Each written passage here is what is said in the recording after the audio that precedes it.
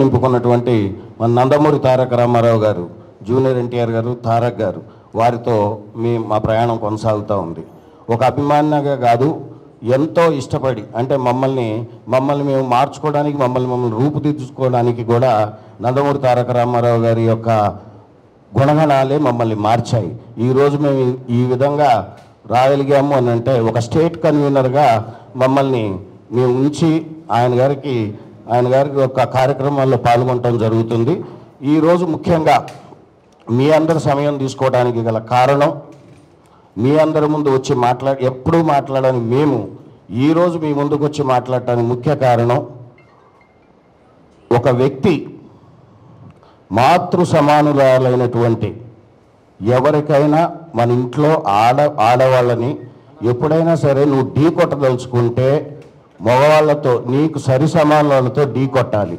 అసలు నువ్వనే ఒక వ్యక్తికి నీ 2-3 బజార్ల తర్వాత నీ ముఖం ఎట్లుంటుందో తెలియని వ్యక్తికి ఆ రాష్ట్రంలోనే కాదు దేశంలో ఎంతో ప్రాముఖ్యత పొందినటువంటి ఒక నట విశ్వరూపం మా నందమూరి తారక రామారావు గారిని మాట్లాడి వారి కుటుంబం గురించి మాట్లాడే స్థాయి అనేది. ఆ అమ్మ ఏం చేసింది నీకు? ఆ అమ్మ గురించి ఎందుకు మాట్లాడాల్సి వచ్చింది?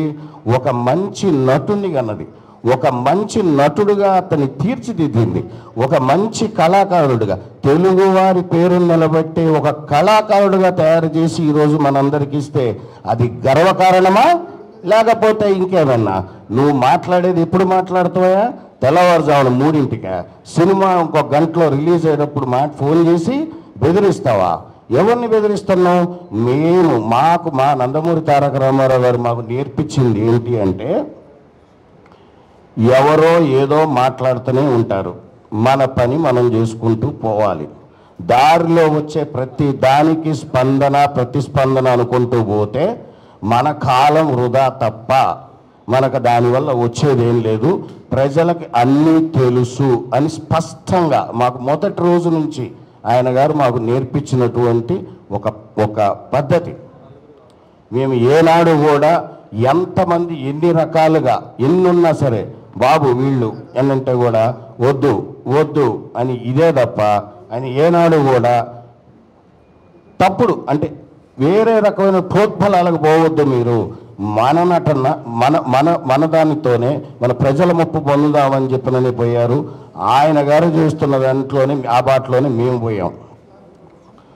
ఇప్పుడు ఈ మిస్టర్ ఎమ్మెల్యే ప్రసాద్ అనేవరైతే ఉన్నాడో, ఏ పార్టీలోనైతే ఉన్నాడో ఆ పార్టీ యొక్క ముఖ్య ఉద్దేశమే స్త్రీలను గౌరవించమని చెప్పి, గత 5-6 ఏళ్ళకి ఇంకా ముఖ్యంగా స్త్రీలను గౌరవించలేని వాడు వేస్ట్ అని చెప్పి పార్టీలో ఉంటూ, అది తను ఒక తల్లికి బిడ్డనని మర్చిపోయి, అంటే నువ్వు ఏ తల్లినైనా తిట్టొచ్చు, ఎవరినైనా తిట్టొచ్చా?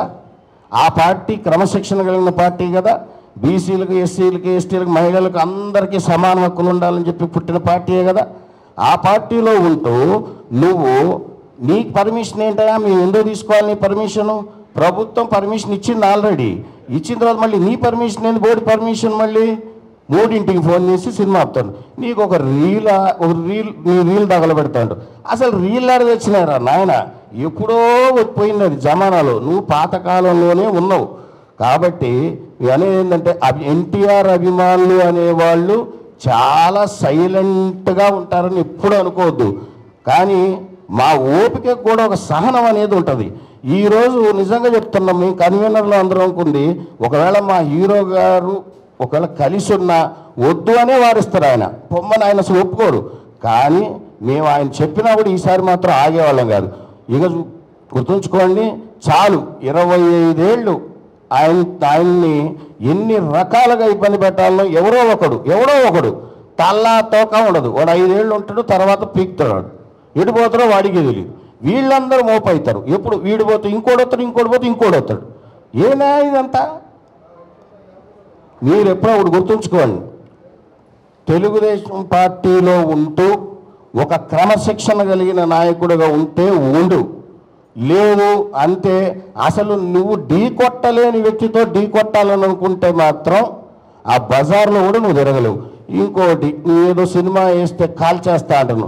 ఏం కాలుస్తాయాను?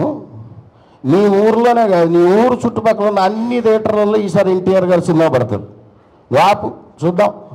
ఆయన మీ ప్రభుత్వం పర్మిషన్ ఇస్తే నీ బోర్డు పెత్తనం ఏది? మళ్ళీ మధ్యలో నీ పర్మిషన్ ఎందుకు తీసుకోవాలా?